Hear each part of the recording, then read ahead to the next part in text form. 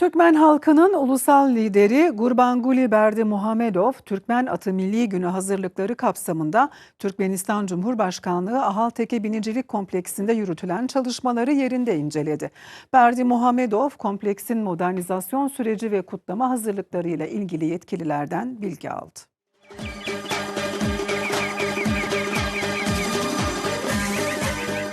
Türkmenistan'da bu yıl için ilan edilen Bağımsız, Ebedi ve Tarafsız Türkmenistan Cesur Atın Vatanı Yılı etkinlikleri çerçevesinde hazırlıklar devam ediyor.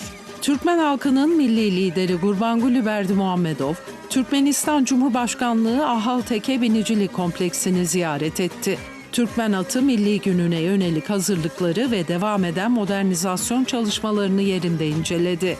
Ziyaret kapsamında İnşaat ve Sanayi Kompleksinden sorumlu Başkan Yardımcısı Baymurat Annamamedov'la projeyi yürüten Türk şirketi yöneticileri yürütülen çalışmalar hakkında kapsamlı bir sunum yaptı.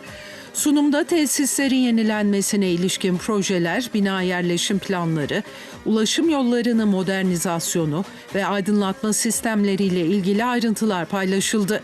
Ahalteke Binicilik Kompleksi, safkan Ahalteke atlarının yetiştirildiği, binicilerin ve atçılık personelinin eğitildiği, resmi yarışlarla ulusal törenlerin düzenlendiği bir merkez olarak faaliyet gösteriyor.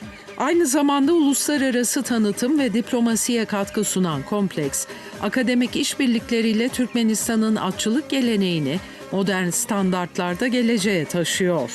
Her yıl Nisan ayının son pazar günü kutlanan Türkmen Atı Milli Günü hazırlıkları, Ahalteke atının ulusal mirastaki yerini ve Türkmenistan'ın atçılık kültürüne verdiği önemi ortaya koyuyor.